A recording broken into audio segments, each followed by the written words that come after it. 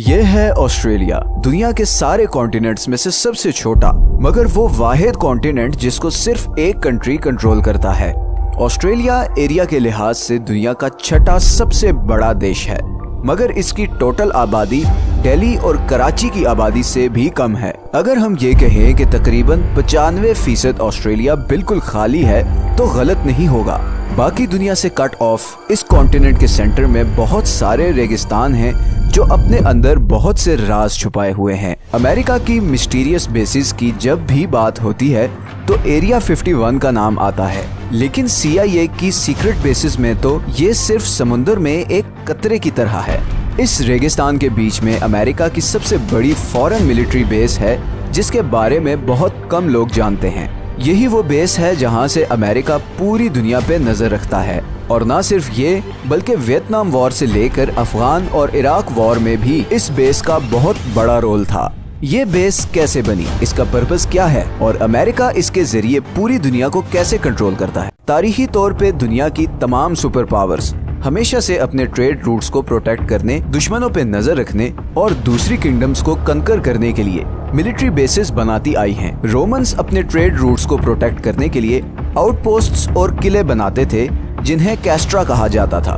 Declassified की एक research के मुताबिक 19वीं सदी में ब्रिटिश एम्पायर की 42 देशों में 145 मिलिट्री बेसिस थी, जिनकी वजह से उसने पूरी दुनिया का कंट्रोल हासिल किया और तकरीबन 400 साल तक हुक्मरानी की।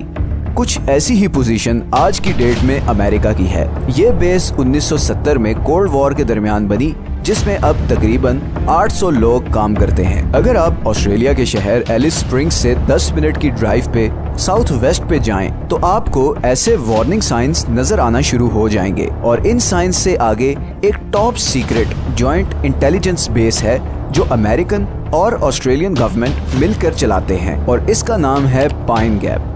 इस बेस का ऑफिशियल कोड नेम है प्रोजेक्ट रेनफॉल, और इसके पीछे एक बहुत ही मिस्टीरियस स्टोरी है जिसके लिए हमें 1960s में जाना पड़ेगा।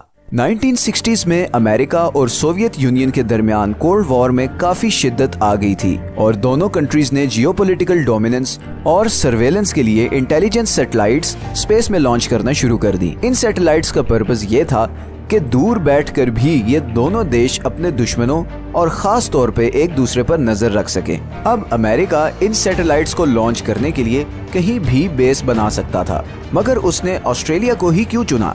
इसके पीछे कुछ बहुत ही इम्पोर्टेंट स्ट्रेटेजिक फैक्टर्स हैं। सबसे पहला फैक्टर था ऑस्ट्रेलिया का बाकी दुनिया से कट ऑफ होना, और फिर ऑस्ट्रेलिया के बीच में होने की वजह से ये बेस किसी भी जासूसी करने वाली स्पाई शिप से इतनी दूर थी कि सैटेलाइट सिग्नल्स को इंटरसेप्ट करना तकरीबन नामुमकिन था। दूसरा फैक्टर ये था कि ये बेस किसी ऐसी जगह ही बन सकती थी जहां पर आसपास के पहाड़ या टीले 6 डिग्री से ज्यादा ना हो, ताकि ईस्ट और वेस्ट में मौजूद सैटेलाइट स्टेशंस के साथ जबरदस्त कनेक्टिविटी कायम रहे, और इसी के थ्रू इंडिया से लेकर चाइना, नॉर्थ कोरिया और रशिया तक की निगरानी करना आसान हो। और इसीलिए इस बेस की लोकेशन बहुत ही स्ट्रेटेजिक डिसीजन था। 1966 में ऑस्ट्रेलियन और अमेरिकन गवर्नमेंट ने जॉइंट इंटेलिजेंस की ट्रीटी साइन की, और फिर 1970 में ये बेस एस्टेब्लिश हो गई। लेकिन ये बेस भी सिर्फ एक छोटा सा हिस्सा है एक बहुत बड़े इंटेलिजेंस अलायंस का, जिसका नाम है फाइव आइज। फाइव आइज असल में गोरी चमड़ी वाले 5 मुल्कों के दरमियान एक इंटेलिजेंस शेयरिंग अलायंस है, जिसमें अमेरिका, यूके, कनाडा, ऑस्ट्रेलिया और न्यूजीलैंड शामिल है। ये अलायंस वर्ल्ड वॉर 2 के दरमियान शुरू हुआ, और फिर 1970 में पाइन गैप के आने के बाद एक जबरदस्त इंटेलिजेंस शेयरिंग मैकेनिज्म बन गया, जिसके जरिए ये 5 देश एक दूसरे के साथ टॉप सीक्रेट इंटेलिजेंस शेयर करना शुरू हो गए।